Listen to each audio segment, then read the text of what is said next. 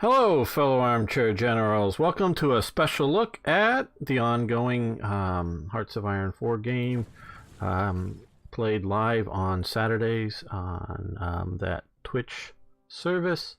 And we're going to take a quick look here. What did at the end of the last, if you were watching, either live or later on, I dissolved my faction and I joined the Axis. So now we can see what's going on in the Axis because we're a member of it. So got some Slovak armor and motorized units down here. They're the ones that are seeming to be, oh no, these are Russian, I guess. These are Russian or Slovak flag. Okay, has a little star in it. It's very similar. So are these puppet state Russians or something, I guess? I was just expecting, yeah, I guess Russian Federation troops that are pushing down against the Americans down here, Marine Division and 3 Infantry Divisions. Over here we have some Romanian and Italian units pushing against some American armored and cavalry divisions. Okay, so that's going on. They're sort of looking at the possibility of what if somebody comes through Spain. Yeah, we got to be ready for that. They're doing okay, sort of guarding the coastline here. Luftwaffe divisions. Okay, Panzer 4 units up there. Looks alright. So the Swedes are watching the border. They really need to block off a bunch of these areas that are impassable to large units. At least that's my understanding of the terrain. And I guess Finland is not in the Axis. How interesting. Because they're like guarding their border, and Germany is guarding its border with Finland. Okay, I would have just presumed that they were in it. So yeah, okay. We're looking down here now, seeing these guys here. Well, this bit of land here should be another one of these impassable areas. It almost looks like it is, but I guess it's not this way. Should be made impassable that way too, I think. It's just, for any divisional size unit, it is really impassable. Commandos or something like, you know, special elite super or special forces type guys that are, you know, company strength or something might be able to struggle across it there, but yeah, ain't gonna. You're not going to be able to control it. It's just one of those pieces of territory, even to this day, to the best of my knowledge. You just, nothing there, really. And sort of left to be Afghanistan to a point. As part of the great game between the Russian Empire and the British Empire. And as sort of, you know, a neutral zone, if you will, that they weren't quite touching each other. So we can see that, and other forces out and around. The Chinese Republic of China, yeah, collaborationist version. So that's all going on. How's the Kriegsmarine doing? Don't see it doing much. Norway, ooh, holds out there. And there. Oh, okay. Maybe there's been a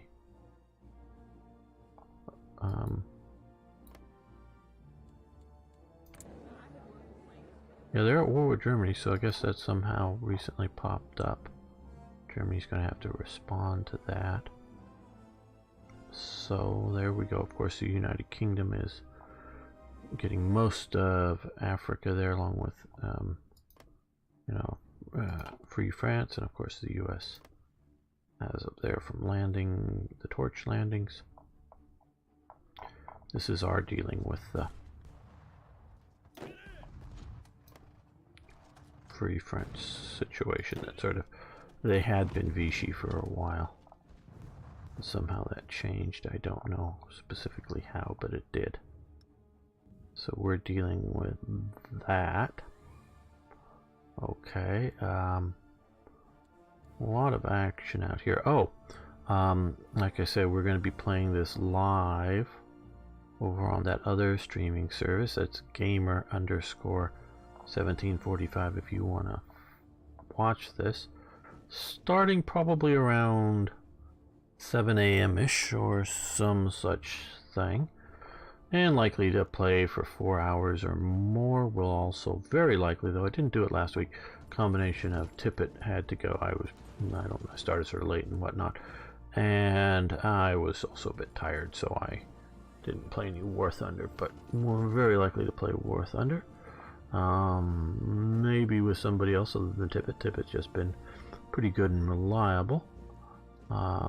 Yeah.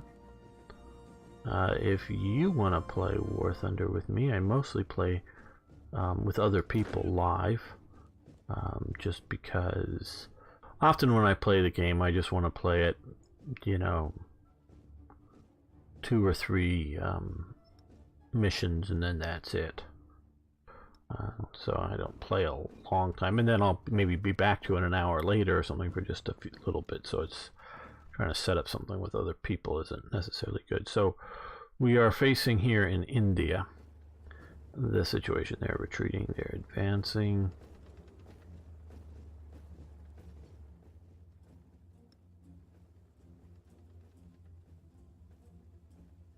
Yeah, and we got to break out from there.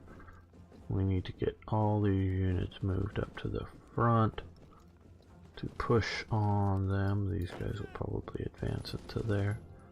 Yeah, I'm not going to run the clock because we'll be doing that live. So you can comment if you're seeing problems. Oh no, you need to do, I don't know, whatever it might be. You can let me know then. Take a look at our current production. Now we have no manpower. Okay. Japan did have a manpower problem, but nothing like this. I don't think my army is overly large. Again, remember all of these units here are junk, nothing, and 2 battalions. They're nothing of an army. So a bunch of these units are just nothing. They're there, they exist, yeah, but they're nothing for manpower. So we have 0 manpower. I'm thinking I'm going to cheat some manpower in, but this may not be entirely Black Ice's fault. This is here. I have not been until recently researching these housing techs here, which will increase by a 0.8, so 2 of those, it would be 1.6 increased manpower, and also another that. So, and another that would help. Obviously, hospitals, that just helps with attrition and whatnot. So yeah, we would have more manpower, but I don't think that is the reason. So I think, because everything's a, you know, a balance issue. The game itself, the basic game, is balanced for frontline units. If many of you have played Third Reich Events, where I do a whole bunch of SA units there that are, you know, rear area units, do some Ersatz division. GGA does the Werecrest training units that were real units. They ended up being in combat by the end of the war, as you know, everybody's squeezing in on Germany. but they were designed to be a reserve unit, both the ersatz divisions. They were much more likely to be used in an offensive manner before the last days, the ersatz divisions, and a few of them were.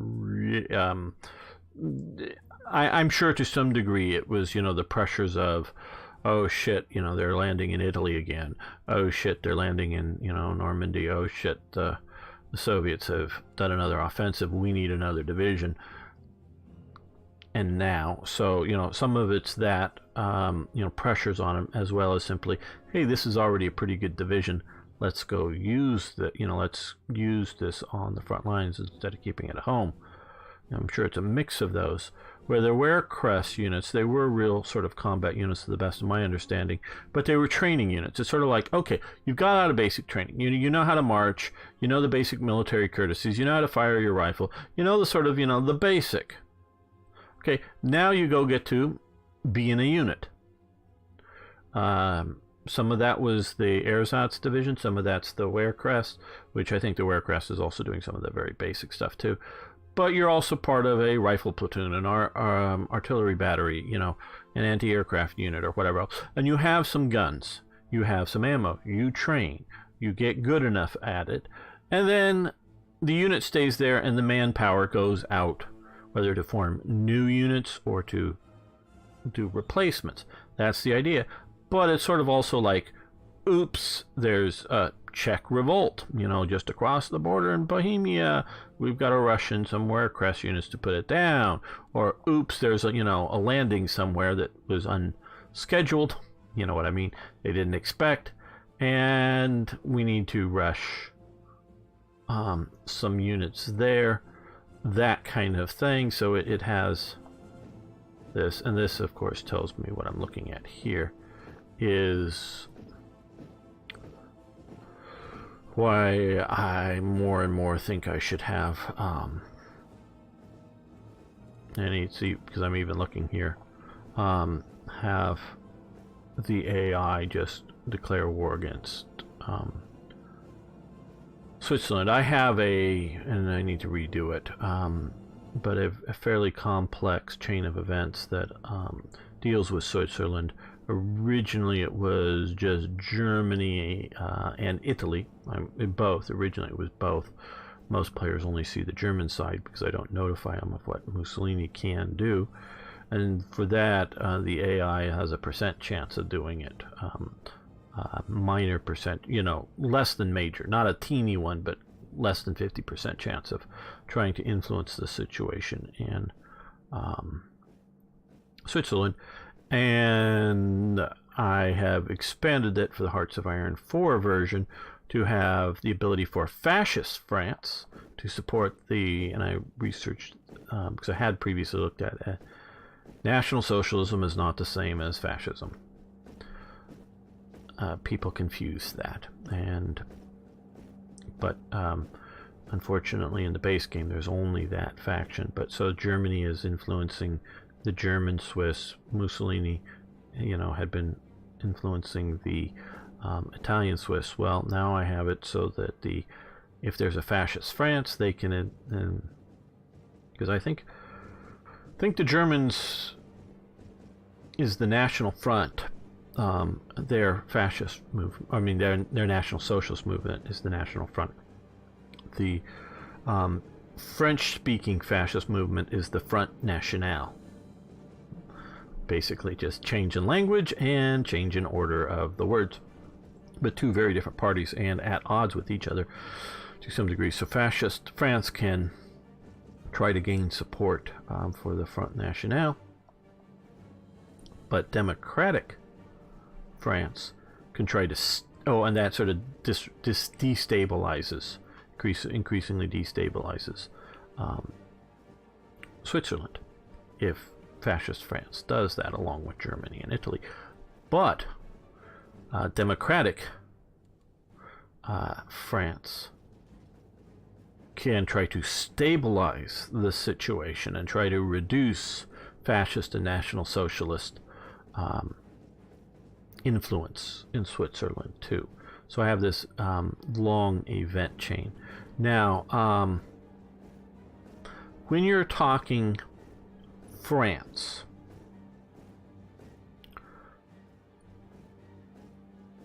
and there is a Germany, existing, having French troops along the Swiss border can be a good idea so that Germany doesn't just accidentally invade Switzerland to get, around the Maginot Line. Like, it would be a good idea for France to guard the Belgian border just in case Germany happens to accidentally invade Belgium to get around the Maginot Line. Obviously, they went north, partly because the Swiss, the Belgians did have, Ebenemal and a few of the other forts as well, so they did have some of that. That's quite true. But the Swiss did sort of put forts right sort of here, along a few other places, but to sort of make it like, this is an easy driving country, because this is sort of flat Switzerland down there. Oh, these states are god-awful, at least, and I think they did it, yes, they did it to please me, that's right. This is what I asked for, and they gave me, the Black Ice team did. Black Ice team is very nice. So this way, because this is not how it is in Hearts of Iron 4 standard, this way Mussolini can have his state here of Italian fascists added to it, but that way Germany could have that as core territory, and these two would be occupied by Germany and not core territory and national territory. That's how that was sort of set up. But still, even that, down here, these three, if you're going to have a state, would make much more sense, because these people are different than these people because they live in the flat and these live in the mountains and things. But okay, so so there's a good reason, or potentially, for Mussolini to guard the border when they're fighting France, because maybe there's a penetration through. But once you sort of get Switzerland surrounded, and this I noticed in my last Hearts of Iron 3 campaign, I did sort of, I know this is going long, but sorry, you could have left long ago if you weren't interested.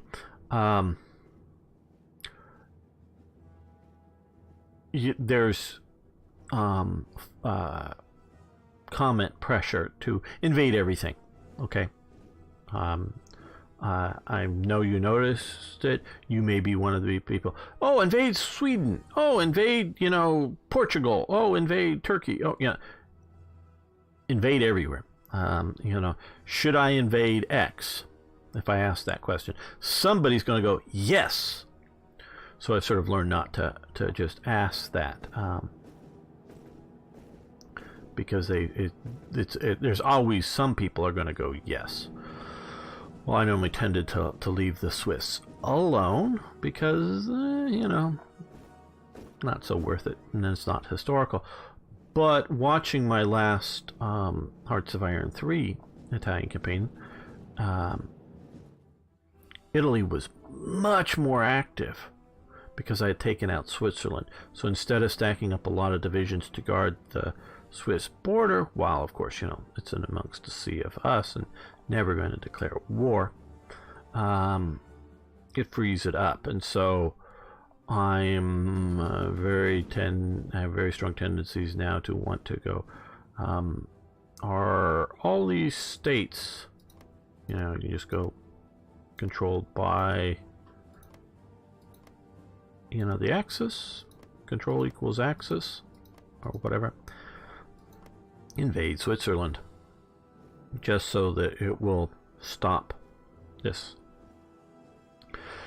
We'll just do that for the AI, so that then we would see Panzer IV divisions, light Panzer divisions, and other things operating, whether it's guarding the coast or pushing the Americans out of Italy or invading North Africa or whatever it might be.